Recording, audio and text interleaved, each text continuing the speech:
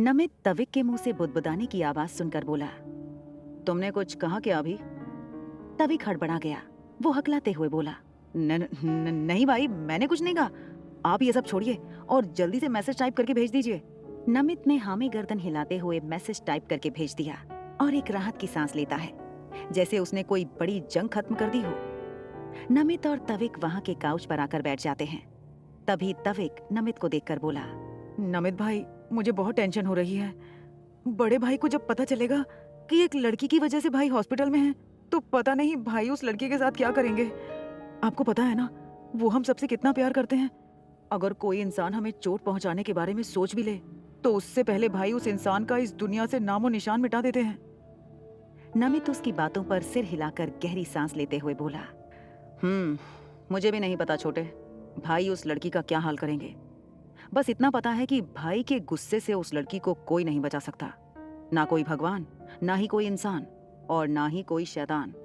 वो किसी भी कोने में छुप जाए, भाई उसकी दुनिया उजाड़ कर ही दम लेंगे। तविक और नमित दोनों अपने बड़े भाई के बिहेवियर से वाकिफ थे, जिससे वो नहीं चाहते थे कि दानिश की बेवकूफियों की वजह से इस लड़की की जिंदगी तबाह हो जाए। नमित अपने मन में भगवान से दुआ मांग रहा था कि उसके भाई के वो मैसेज पढ़ने से पहले दानिश को होश आ जाए। दिल्ली मेहता हाउस में आज मेहता हाउस पूरा लाइटिंग और फूलों से सजा हुआ था। घर के अंदर से फूलों की बहुत भीनी भीनी खुशबू आ रही थी। पूरे घर में मेहमानों की चहल पहल गूंज रही थी। आज बहुत दिनों के बाद मेहता फैमिली में शादी होने जा रही थी, पर ताज्जुब की बात यह थी कि आज जिसकी शादी होने वाली थी वो इस घर की छोटी बेटी थी, यानी मालवी मेहता। मालवी मेहता उम्र 23 साल, गोरा रंग, काली गहरी आंखें, गुलाबी होंठ, सीधी नाक, घुंघराले काले बाल, परफेक्ट बॉडी फिगर। मालवी अपने छोटे से कमरे में दुनिया से बेखबर होकर बेड पर घोड़े बेचकर सो रही थी। तभी उसके कमरे का दरवाजा खुला और एक 55 साल की औरत उस कमरे में दाखिल हुई, जो कि मालवी की मां स्वाति मेहता थी। स्वाति की उम्र 55 साल होने के बावजूद उनके चेहरे पर नूर अभी भी बरकरार था। स्वाति एक हाउसवाइफ थी, जिनकी दुनिया सिर्फ अपनी 2 बेटी और उनके पति थे। वो मालवी को अभी बिस्तर पर सोता हुआ देखकर अपना सिर पीटते हुए बोली, हे भगवान, क्या करूं मैं इस लड़की का। आज इसकी हल्दी संगीत दोनों है और ये लड़की इतनी देर तक बेशर्मों की तरह घोड़े बेचकर सो रही है, जैसे इसे अपनी शादी की कुछ पड़ी ही नहीं। पता नहीं इस लड़की का ससुराल में क्या होगा। स्वाति झुंझलाहट में बड़बड़ाते हुए आगे की ओर बढ़ गई और मालवी को उठाते हुए बोली, मालू, उठ जा बेटा, देखो सुबह हो गई है। आज तुम्हारी हल्दी और संगीत की रस्म होने वाली है, अब उठ जाओ बेटा। मालवी, जो गहरी नींद में सो रही थी, स्वाति के हिलाने से उसकी नींद में खलल पड़ने लगा। वो आंखें बंद करके नींद में ही बड़बड़ाते हुए बोली, क्या है माँ, सुबह हुई भी नहीं है कि आप आ गई मुझे उठाने। मुझे बहुत नींद आ रही है, थोड़ी देर और सोने दो। ये कहते हुए मालवी कंबल से मुंह को ढककर करवट लेकर सो जाती है। स्वाति फिर से उसे उठाने की कोशिश करते हुए बोली, मालू, सूरज सिर चढ़ा है, सुबह हो चुकी है, उठो भी बेटा। घर में सारे मेहमान तुम्हें ही पूछ रहे हैं कि दुल्हन कहाँ है, उठो जल्दी। मालवी को जैसे उसके हिलाने से कोई फर्क ही नहीं पड़ रहा था।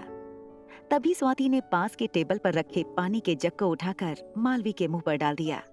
ठंडा पानी मुंह पर पड़ते ही मालवी की नींद 2 मिनट में फुर्र हो गई। वो जल्दी से हड़बड़ी में उठकर बैठ गई और सामने खड़ी स्वाति को देखकर चिल्लाते हुए बोली, आह माँ, ये कौन सा तरीका है किसी को नींद से जगाने का।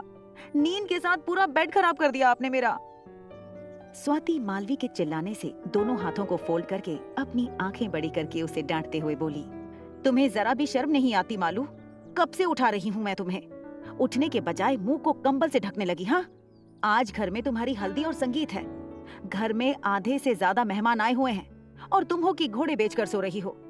आए हुए मेहमानों को तुम्हारे अब तक सोने की बात पता चली तो 10 बातें सुननी पड़ेंगी मुझे उन लोगों से। तुम चाहती हो तुम्हारी माँ को लोग बातें सुनाए?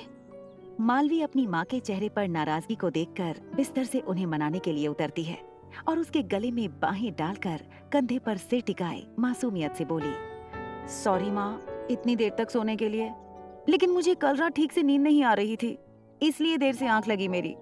अब माफ भी कर दो। वैसे मैं कुछ घंटे के बाद अपने ससुराल चली जाऊंगी, फिर आप सुबह सुबह किसके कमरे में आकर डांटोगी?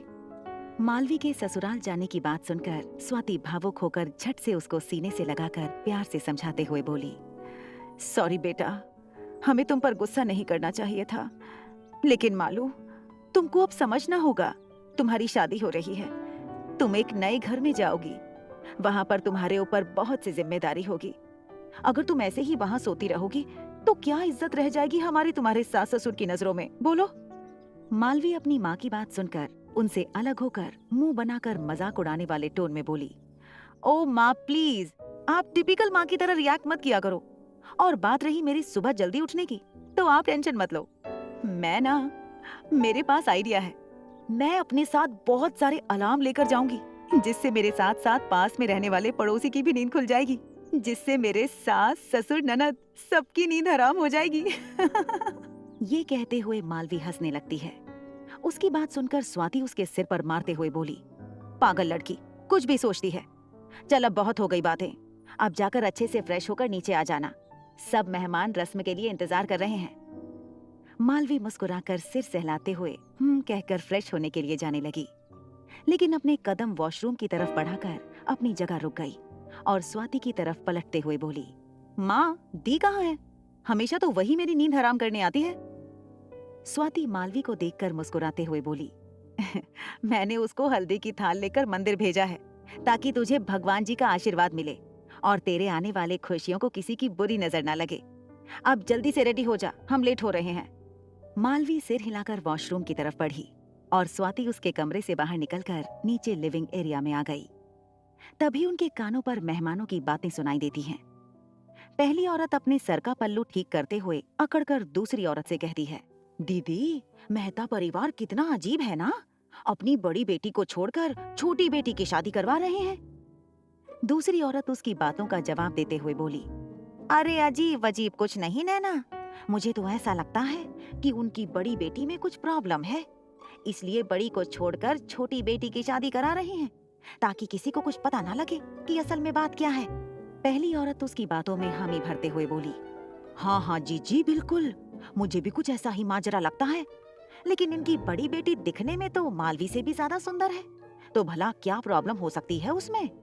दूसरी औरत उसकी बात सुनकर मुंह पर हाथ रखकर आंखें बड़ी करते हुए बोली, अरे बहन, जो जैसा दिखता है वैसा होता नहीं, और तुम्हें तो पता है ना, उनकी बड़ी बेटी उनकी खुद की बेटी थोड़ी ना है, वो तो एक अनाथ है, उसको तो ये लोग मंदिर की सीढ़ियों से उठाकर लाए हैं।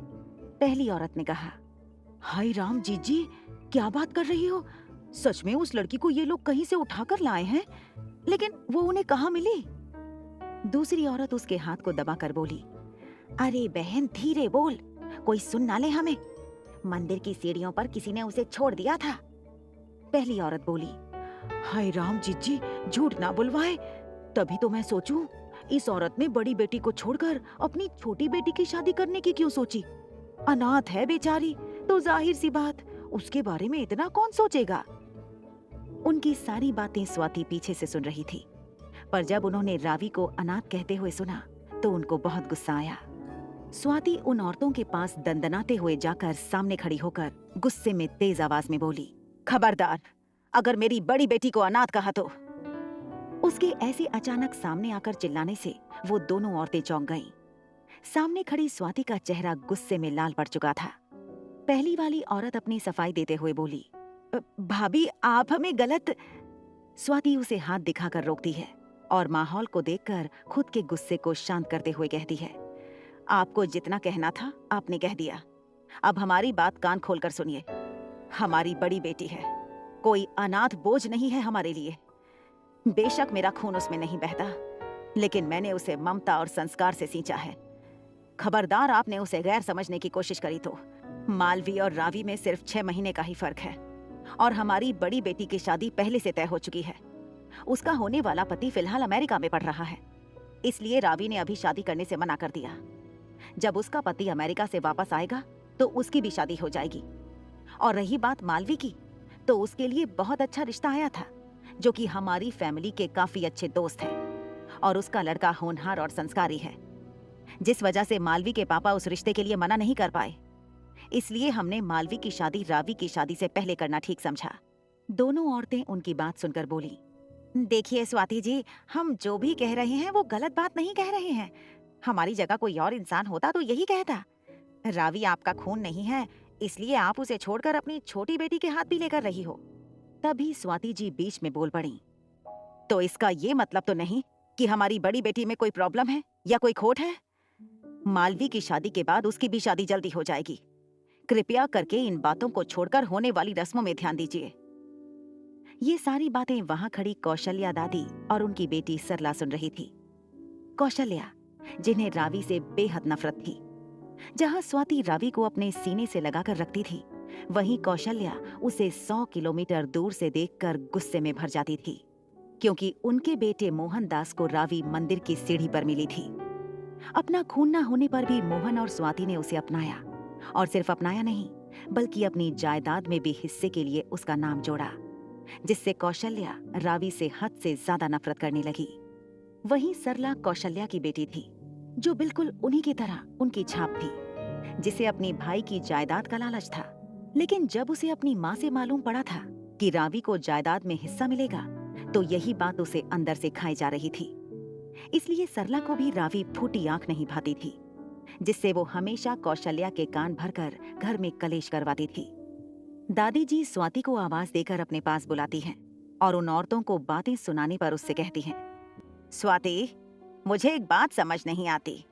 किस अधिकार से तुम उन औरतों को बातें सुनाने लगी, जबकि वो लड़की तुम्हारी असली बेटी भी नहीं है?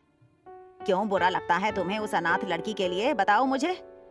उस लड़की के आने से इस घर में हर वक्त कलेश होता आया है। न जाने किसका गंदा खून दौड़ रहा है उसके रगों में। कुछ भी पता नहीं, फिर न जाने क्या सोचकर तुम और मोहन उठा लाए उसको। तभी उनकी बेटी सरला अपनी माँ की बातों में हामी भरते हुए बोली, सही कह रही हैं माँ। भाभी, अपनी खुद की बेटी होते हुए भी आप उस अनाथ को सिर पर चढ़ाकर रखती हैं।